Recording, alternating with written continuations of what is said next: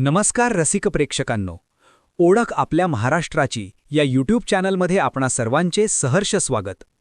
कोट्यावधी वर्षांपूर्वी जेव्हा प्रभू श्रीराम वनवासात होते तेव्हा त्यांनी महाराष्ट्राच्या या पवित्र भूमीवर पाऊल ठेवले होते. आजही इथे येणाऱ्या प्रत्येक भक्ताला त्यांचा स्पर्श जाणवतो. आज आपण महाराष्ट्रातील अशाच काही ठिकाणांवर जाणार आहोत.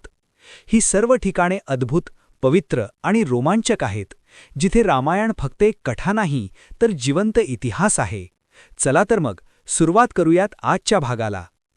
सर्वात पहिले आपण अशा एका भूमीचा प्रवास करणार आहोत जिथल्या मातीत आजही त्रेतायुगाच्या पाऊलखुणा उमटलेल्या आहेत. ते ठिकाण म्हणजे नाशिकची पंचवटी. हे केवळ एक ठिकाण नाही तर प्रभू श्रीरामांच्या वनवासातील संघर्षाचा आणि भक्तीचा जिवंत पुरावा आहे. वनवासाची 13 वर्ष पूर्ण होत असताना अगस्त्य ऋषींच्या सांगण्यावरून प्रभू श्रीराम, माता सीता आणि लक्ष्मण दंडकारण्यातील गोदावरी तीरावरील या नयनरम्य भागात आले. येथे 5 वडाची झाडे होती. पंचवटी म्हणूनच या स्थानाला पंचवटी हे नाव पडले. याच ठिकाणी प्रभू रामांनी स्वतःच्या हाताने आपली पर्णकुटी उभारली होती. पंचवटी ही तीच भूमी आहे जिथे रामायणाला एक मोठे वळण मिळाले. रावणाची बहीण शूर्पणखा याने जेव्हा माता सीतेवर हल्ला करण्याचा प्रयत्न केला तेव्हा लक्ष्मणाने तिचे नाक कापले. याच नासिकावरून शहराचे नाव नाशिक पडले असे मानले जाते. याच घटनेमुळे क्रोधित होऊन रावणाने बदला घेण्याचे ठरवले. पंचवटीच्या याच परिसरात माता सीतेने ते मायावी सोन्याचे हरिण पाहिले होते. त्याच्या मोहात पडल्यानंतर प्रभू राम त्याच्या मागे गेले आणि पाठोपाठ लक्ष्मणही गेले. याच संधीचा फायदा घेऊन रावणाने साधूचे रूप धारण केले आणि सीता गुंफेजवळून माता सीतेचे कपटाने अपहरण केले. लक्ष्मण रेषा ओलांडली गेली आणि एका महायुद्धाची ठिणगी याच पंचवटीत पडली. आता आपण या क्षेत्रामधीलच अजून एका पवित्र स्थळाची माहिती घेऊ, ते म्हणजे सीता गुंफा. पंचवटीच्या पावनभूमीत अशा अनेक जागा आहेत ज्या त्रेतायुगातील घटनांच्या जिवंत साक्षीदार आहेत. पण या सगळ्यात सर्वात रहस्यमय आणि भावपूर्ण जागा म्हणजे सीता गुंफा. ही तीच जागा आहे जिथे माता सीतेने आपल्या वनवासातील सर्वात कठीण क्षण व्यतीत केले होते. आज आपण या गुफेचा आणि प्रभू श्रीरामांच्या जीवनाशी असलेल्या तिच्या अटूट नात्याचा प्रवास करणार आहोत. जेव्हा प्रभू श्रीराम दंडकारण्यात वास्तव्यास होते तेव्हा त्यांनी माता सीतेच्या सुरक्षिततेसाठी ही जागा निवडली होती. असे मानले जाते की ही गुफा म्हणजे माता सीतेचे वैयक्तिक पूजेचे स्थान होते. या गुफेच्या गर्भगृहात आजही एक प्राचीन शिवलिंग आहे, ज्याची पूजा स्वतः जानकी माता करत असे. अरुंद वाटा आणि जमिनीखालील हे स्थान त्या काळातील सुरक्षिततेचे एक महत्त्वाचे केंद्र होते, जिथे प्रभू राम आणि लक्ष्मण नेहमी पहारा देत असत. रामायणातील सर्वात मोठे वळण याच गुफेच्या परिसरात आले. जेव्हा मारीच राक्षसाने सोन्याचे हरिण रूप घेतले तेव्हा माता सीतेच्या इच्छेखातर प्रभू राम त्याच्या मागे गेले. काही वेळाने लक्ष्मणालाही जावे लागले. जाण्यापूर्वी लक्ष्मणाने याच गुफेच्या बाहेर लक्ष्मण रेषा आखली होती. याच गुफेच्या दारातून माता सीतेने त्या कपटी रावणाला पाहिले, जो एका साधूच्या रूपात भिक्षाम देही म्हणत उभा होता. या गुफेचा उंबरठा हा केवळ एक दगड नव्हता, तर तो सीतामातेच्या पावित्र्याची परीक्षा होती. मर्यादा ओलांडली गेली आणि याच गुफेच्या समोरून रावणाने कपटाने माता सीतेचे अपहरण केले. पंचवटीचा हा भाग माता सीतेच्या अश्रूंनी आणि प्रभू रामांच्या विरहाने भारावलेला आहे. आजही या गुफेत गेल्यावर ती शांतता आणि भक्तीची अनुभूती येते, जी आपल्याला थेट रामायणात घेऊन जाते. मित्रांनो, सीता गुंफा आपल्याला शिकवते की कठीण काळातही आपली भक्ती आणि श्रद्धा ढळू देऊ नये. आता आपण पंचवटीमधील पुढील एका पवित्र स्थळाची माहिती घेऊ, ते म्हणजे रामकुंड. नाशिकच्या पंचवटीत पाऊल ठेवताच आपल्याला त्रेतायुगाचा भास होतो. पण इथल्या प्रत्येक कणाकणात प्रभू श्री रामाचे नाव गुंजते.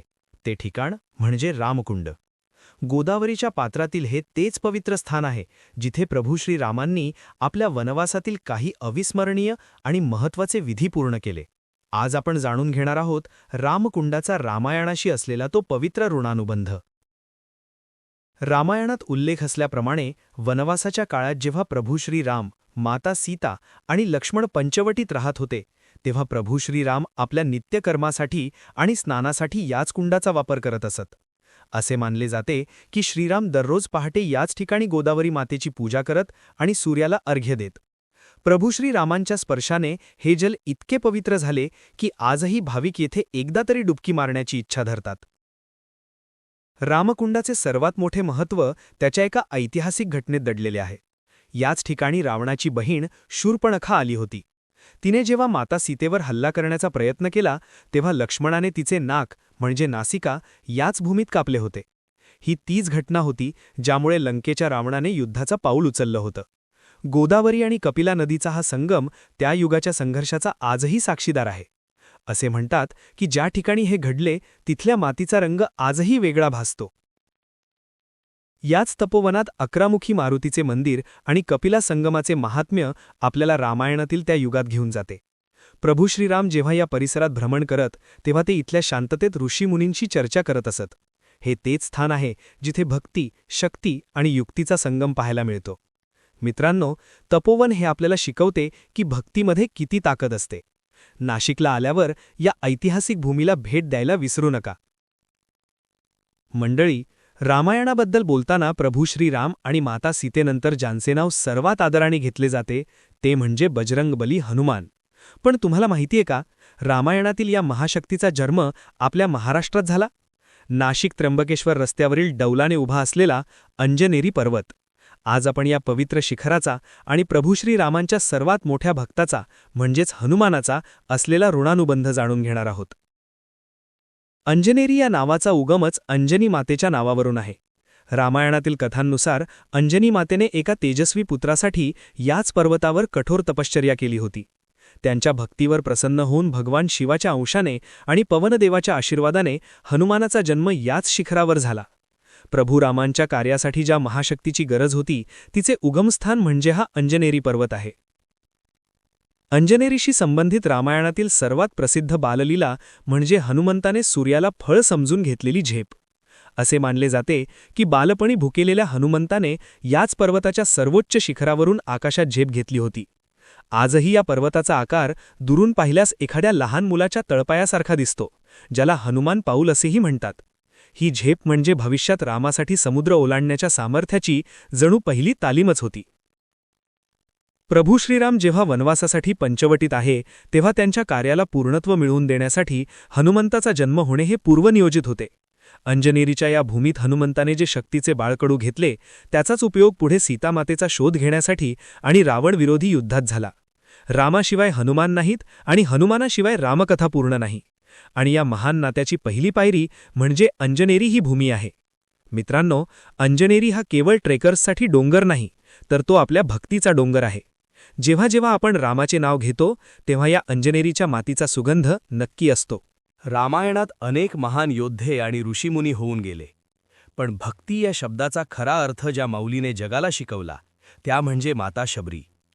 दंडकारण्याच्या घनदाट अरण्यात असलेल्या शबरी आश्रमाने एका अशा भेटीचा अनुभव घेतला ज्याने देवालाही भक्ताचा ऋणी बनवले. आज आपण अनुभवणार आहोत प्रभू श्रीरामांच्या वनवासातील सर्वात भावूक क्षण, शबरी आणि राम यांची भेट. शबरी ही मातंग ऋषींची शिष्या होती. तिचे संपूर्ण आयुष्य आपल्या गुरूंच्या सेवेत व्यतीत झाले.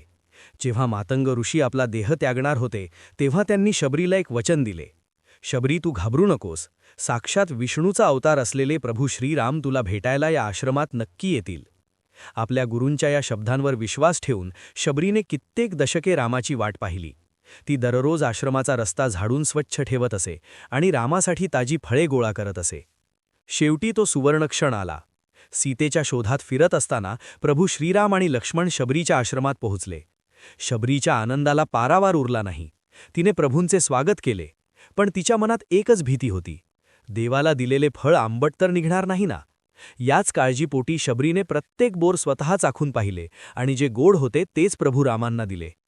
मर्यादा पुरुषोत्तम रामाने ती उष्टी बोरे अत्यंत आनंदाने खाल्ली, कारण त्यांना त्यात चव नाही तर शबरीचे प्रेम दिसत होते. रामायणात या प्रसंगाला नवधा भक्तीचा सर्वोच्च टप्पा मानले जाते. प्रभू श्रीरामांनी शबरीला विचारले नाही की ती कोण आहे, तिची जात काय आहे. त्यांनी फक्त तिची शुद्ध भक्ती पाहिली. शबरी आश्रमातील या भेटीनंतर रामाच्या दर्शनाने धन्य झालेल्या शबरीने आपले प्राण प्रभूंच्या चरणी अर्पण केले. हे स्थान आजही आपल्याला शिकवते की देवाला मिळवण्यासाठी 56 भोग लागत नाहीत, तर फक्त एक निस्वार्थी मन पुरेसे असते. मित्रांनो, शबरी आश्रम ही केवळ एक जागा नाही, तर ती श्रद्धेची आणि संयमाची शाळा आहे. मंडळी, आपण सर्वांनी शनी शिंगणापूरबद्दल ऐकले असेल. पण नाशिक जिल्ह्यातील नांदगाव तालुक्यात एक असे नस्तनपूर नावाचे गाव आहे ज्याचा इतिहास थेट त्रेतायुगाशी जोडला गेला आहे. हे तेच पावन स्थान आहे जिथे साक्षात प्रभू श्रीरामांनी शनिदेवांची स्थापना केली होती. आता आपण ह्या मंदिराचा आणि रामायणाचा संबंध बघूयात. देशभरातील शनी महाराजांच्या 7.5 पीठांपैकी श्री क्षेत्र नस्तनपूर हे स्वयंभू पूर्णपीठ म्हणून ओळखले जाते.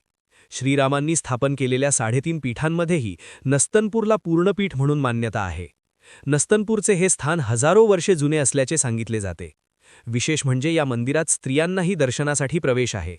मंदिराची आख्यायिका अशी की पूर्वी या ठिकाणी घनदाट जंगल होते. हा सर्व परिसर दंडकारण्य म्हणून प्रसिद्ध होता. पंचवटीत सीतेचे अपहरण झाल्यानंतर श्रीराम व लक्ष्मण मनमाडजवळील अगस्ती ऋषींच्या आश्रमात म्हणजेच सध्याच्या अनकाई किल्ल्यावर पोहोचले. तेव्हा अगस्ती ऋषींनी सीतेबद्दल विचारले असता श्रीरामांनी सर्व हकीकत सांगितली. त्यावेळी अगस्ती ऋषींनी सांगितले की तुम्हा 7.5 आहे. तिचे निवारण व रावणावर मात करण्यासाठी शनिदेवाची आराधना करावी लागेल. यासाठी शनिदेवाच्या 3.5 शक्तिपीठांची स्थापना करावी. अगस्ती ऋषींच्या आश्रमातून श्रीराम व लक्ष्मण पुढील प्रवासासाठी निघाले असताना सायंकाळी तत्कालीन नशरतपूर म्हणजेच आताचे नस्तनपूर येथे पोहोचले. पुढे घनदाट जंगल असल्यामुळे ते रात्रीच्या मुक्कामासाठी तेथेच थांबले. श्रीराम व लक्ष्मण त्रिकाल संध्या करीत असत. सायन संधीची वेळ झाल्याने श्रीराम संध्या करू लागले. सूर्यास अर्घ्य देत असताना त्यांच्या हातात सूर्याने सध्या नस्तनपूर क्षेत्री स्थापित असलेली शनिदेवाची मूर्ती दिली. श्रीरामांनी या मूर्तीचे पूजन करून याच ठिकाणी प्रथम शनिपीठाची स्थापना केली व विधिवत पूजा केली. यावेळी आकाशातून सर्व देवांनी पुष्पवृष्टी केली होती. सकाळी पूजा अर्चा करून श्रीरामांनी सीतेच्या शोधासाठी पुढे मार्गक्रमण केले. तर मित्रांनो, हा होता प्रभू श्रीरामांच्या पाऊलखुणांनी पावन झालेल्या आपल्या लाडक्या महाराष्ट्राचा एक दैवी प्रवास. पंचवटीची ती शांतता, सीता गुंफेतील ते पावित्र्य, रामकुंडाचा तो भक्तिमय प्रवाह आणि अंजनेरीच्या शिखरावरून दिसणारा हनुमंताचा तो पराक्रम, हे सर्व केवळ इतिहास नाही तर आपल्या संस्कृतीचे जिवंत साक्षीदार आहेत. शबरी मातेची निस्सीम भक्ती असो वा नस्तनपूर येथील शनी महाराजांची भक्ती, या प्रत्येक मातीच्या कणात आजही प्रभू श्रीरामांच्या अस्तित्वाचा भास होतो. आपल्या महाराष्ट्रातील ही तीर्थक्षेत्रे आपल्याला केवळ पर्यटनाचा आनंद देत नाहीत, तर जीवनातील संघर्षात मर्यादा पुरुषोत्तम कसं राहावं याचा संस्कारही देतात. जर तुम्हाला आमचा हा प्रयत्न आवडला असेल तर या व्हिडिओला लाईक नक्की करा. महाराष्ट्राचा हा महान आणि गौरवशाली इतिहास आपल्या पुढच्या पिढीपर्यंत पोहोचवण्यासाठी हा व्हिडिओ जास्तीत जास्त शेअर करा. तुमच्या भागात रामायणाशी संबंधित असेच एखादे वैशिष्ट्यपूर्ण ठिकाण असल्यास आम्हाला कॉमेंट्समध्ये नक्की सांगा, जेणेकरून आम्ही तिथेही पोहोचू शकू. अशाच नवनवीन ऐतिहासिक, पौराणिक आणि आध्यात्मिक माहितीसाठी ओळख आपल्या महाराष्ट्राची चॅनलला सबस्क्राईब करायला विसरू नका आणि बेल आयकॉन नक्की दाबा. भेटूया पुढच्या भागात महाराष्ट्रातील अशाच एका नवीन आणि रंजक माहितीसह. तोपर्यंत पाहत रहा ओळख आपल्या महाराष्ट्राची. जय श्रीराम, जय हिंद, जय भारत, जय महाराष्ट्र.